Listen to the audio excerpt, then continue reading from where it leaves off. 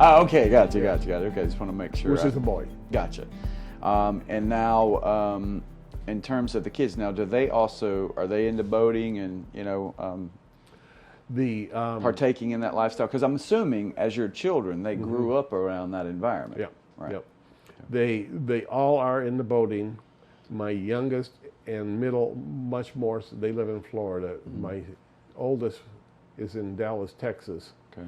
And he was a gymnast at University of Oklahoma. His wife also.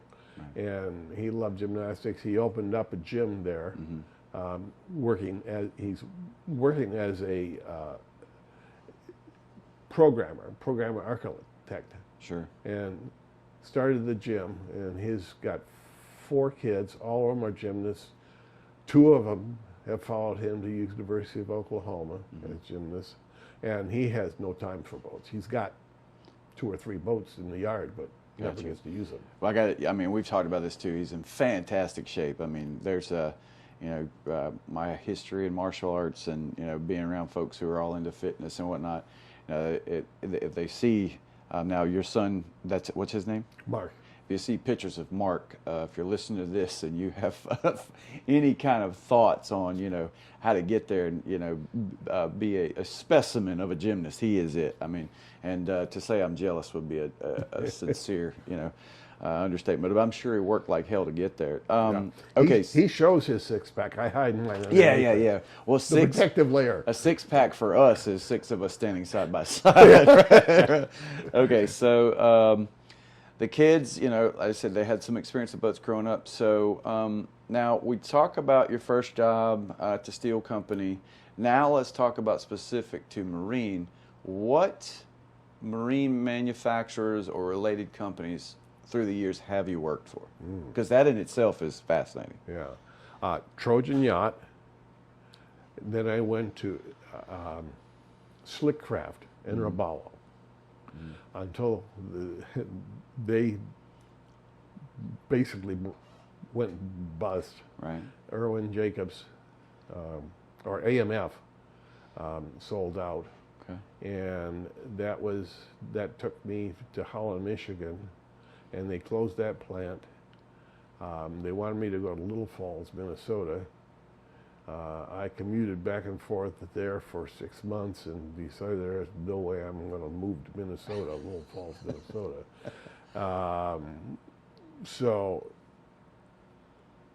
I got a job at Wellcraft as vice president of engineering.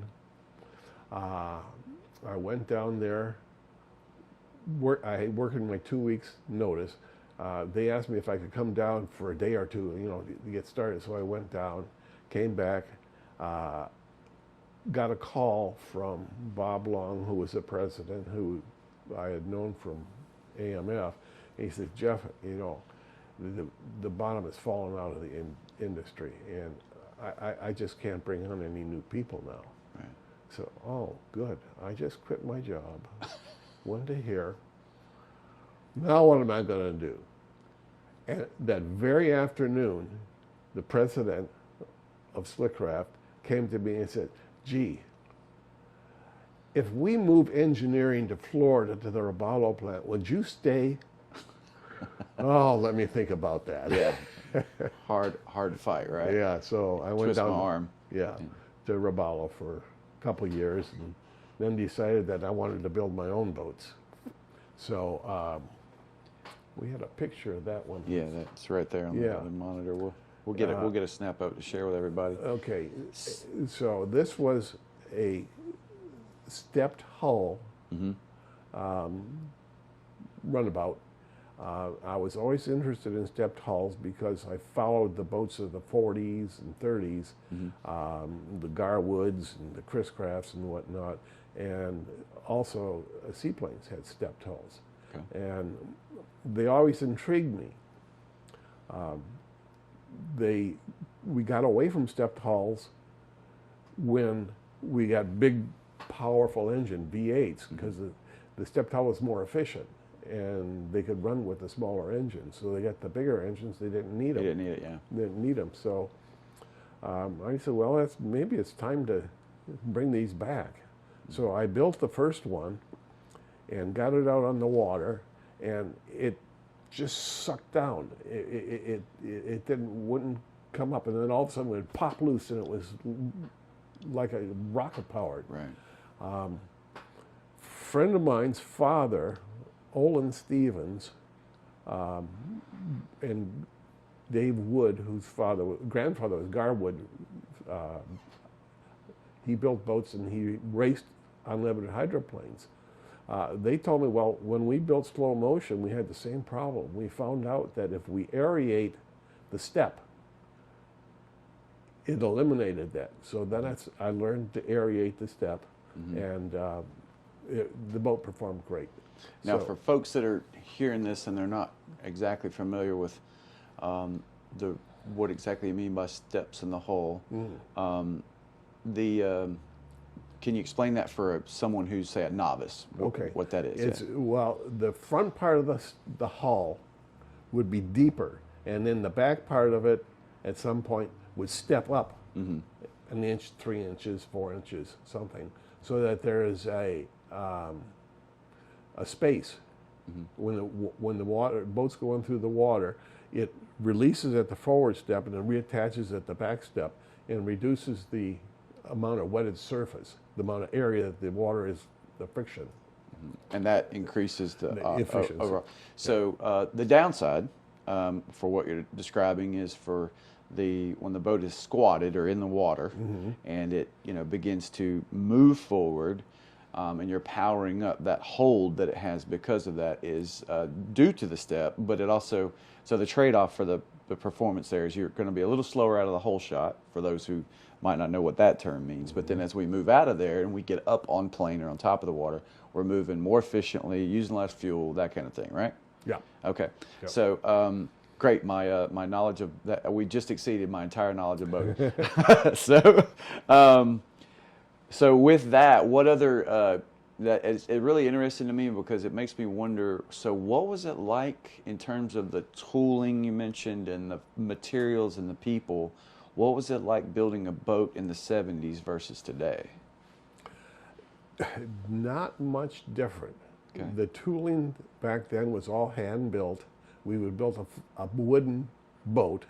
We would turn it upside down and make a fiberglass mold off of it, pull it in, and then we could reproduce that boat in fiberglass, laying up, very similar to what we're doing today. Now, has the quality of the glass or the materials, any of that stuff improved, or has it stayed pretty much the same? No, we've improved the quality of the glass material itself, going from woven, like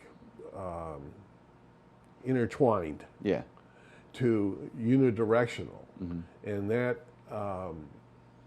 increases the structural strength of the material and also reduces the weight.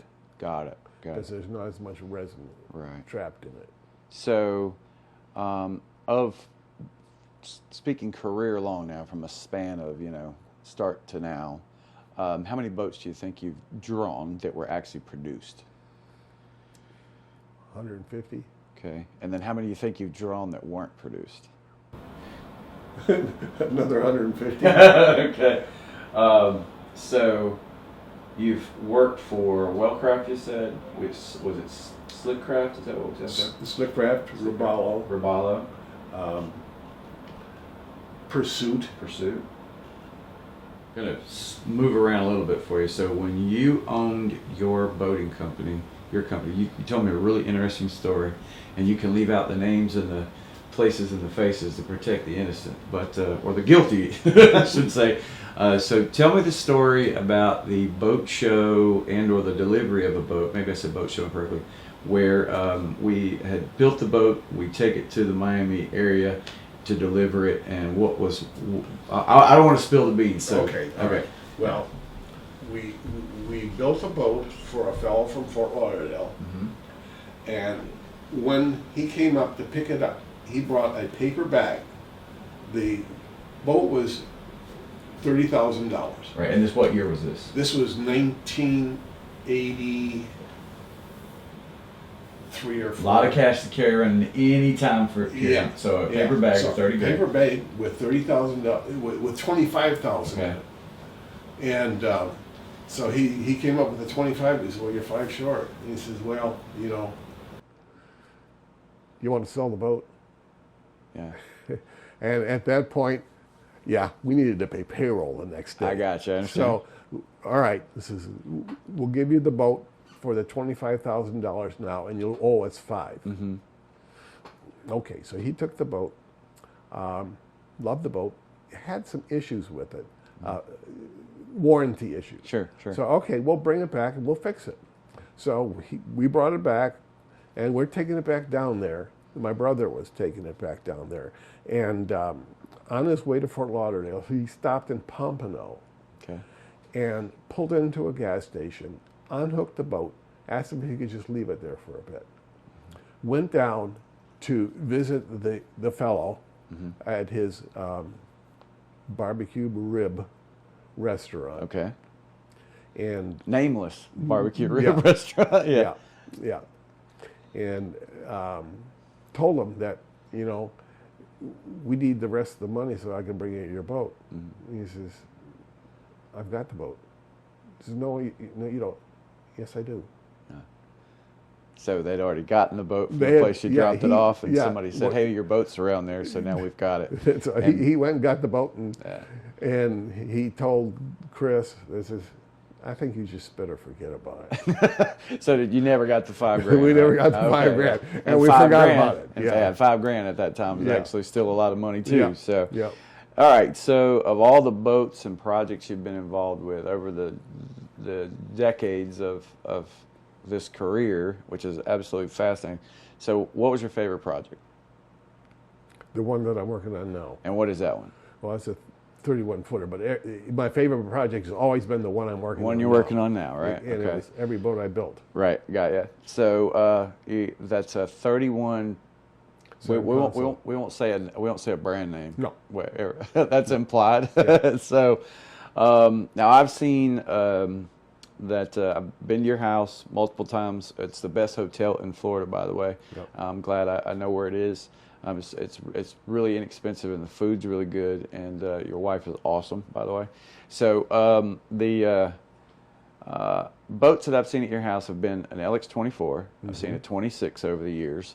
So if you had to take one home today for your personal use, we won't get into which one you own today. That's a totally different subject. But if you could say, all right, fellas, build me one. I'm going to take this one home, and that's the thing with boat engineering and folks who work in the industry. You never really own them. You're just kind of borrowing them until you move to the next one. So if you had to borrow one today, what are we borrowing and taking home, and why? It would probably be the LX-26. Okay. In Stuart, Florida, where I live, the Gulf Stream is 68 miles out. Offshore fishing is Fantastic. fantastic. And Hard place to get in and out of, though. a hard place to get out. We have 2 worst inlets, Stuart and Jupiter, in the country.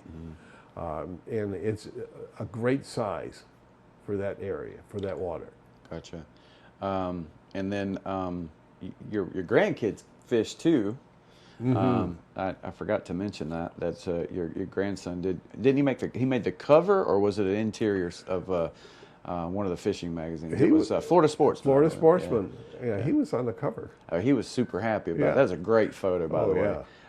That just popped back into my head. So, in terms of the number of boats we've drawn and the time in the history, and where the current project always being the favorite one, I know that there's a much larger passion in your life, and I have purposely not brought this up until now. Let's talk about golf. Well, it all started out, I've golfed all my life. My parents were big golfers. But used to like to go fishing until the kids got involved. I got you. And Then you're playing captain, and yeah. Yeah. Now, these are adult children. sure. And Which are the worst, by the way. The worst, absolutely. And especially the son-in-law. Now, wait a minute. Before you go there, you have a great saying about being older and your children and what you look forward to in your life. So absolutely. Go ahead. Well, I'm looking forward in my retirement for them to keep me in the style I would like to become accustomed to. and being a great burden on Burden. them. That was the best Yeah. expression I think I had ever heard of that. It's really Yeah, funny. I've actually told my kids that a million times since the Yeah. first time you told me that. Okay, so you liked fishing until the adult kids got involved. Your son-in-law, who's a great guy, by the way. Yes, But anyway, he is. Okay, Yes, he is. so he's involved. And the style of fishing that they like is not what I like. I like going out, dragging dead bait, looking for dolphin primarily. And he is more of a live bait drift fisherman. He catches a lot of sailfish, but not many dolphin. And that's, you're lucky when you get dolphin that way. You have to go to where they are. Sure. And I like dolphin because it's the best eating fish there is. Sailfish, you catch one, okay, fine. Great. Now what? Right. Why do it again? We got a picture. It's great. Yeah. Okay. Yeah. So hang the picture up somewhere in the house and we move on, right? no. And so I just enjoy going out and sitting, drifting for 6 hours. Right. I like catching, not fishing. Yeah. Yeah. And So golf. I play golf. So you play golf, and how many times a week would you say you play golf? 4 or 5. 4 or 5. Favorite course so far? Boy, the one that I'm going to tomorrow. The one that you're going to Yeah. next. What's on Actually, my favorite course is where I was last week. It's called Currahee in North Georgia. Okay. It is where they just made a movie called Mulligan there, Okay. which I'm still waiting to see. Okay. But it's on a mountain. The first hole is a par 5, probably 200 feet from the tee box down to the green. Gotcha. And it's up and down. It's beautiful. Right. It's absolutely gorgeous. Now, if you had a wish list of 3 ones you want to play on, what would those be? Oh. And I'm going to make sure you're now. We want your adult kids to hear this. Okay. Right. We want to participate now. So the 3 that you could play, what would those be? Augusta. Augusta. Okay. That's a given, right? Yeah. That's a given. Okay. Carmel, California, there's 3 of them there Right. Okay. that like to play. And those are basically Got it. the wish Now, list. I want to make sure that folks understand a little bit more about Jeff, and that I have talked with you about golf, and I have been on and off again, and I'm on my off again phase. I've been off for almost 10 years. I liked it a lot when I didn't have to pay for it. It was a really nice, fun sport when I didn't have to pay for it. And won't get into how you get free golf, but there's ways to do that. But what folks might not know is that you actually gave me an entire set of golf clubs, and the bag was your father's. And for that, just in and of itself, thank you so much. That's probably one of the coolest things that anybody's ever done for me.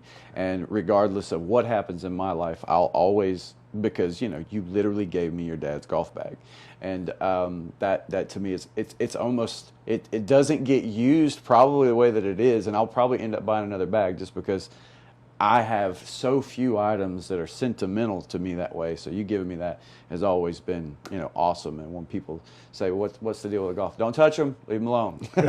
So that's pretty cool. So in terms of where do we go from here? So, when is retirement? I don't know. Whenever? When I can get in the car and drive to Georgia. A lot of folks don't know that you can do that commute too. So how many miles is it? 332. 332. You got that on memory. Oh, yeah. Yeah. Car kind of drive itself. Jeff, I think this has been awesome, and I think it kind of shines a light into your career and your past and your role here at Composite Research and everywhere else for that regard. And we, at some point, will most likely chat again, on or off camera for sure, but we definitely want to follow you around at some point and see if we can get some discussion on the things that you do here and watch you actually do some of the cool stuff you've been describing. Cool. Thank you, Jeff. I appreciate it. Okay. All right.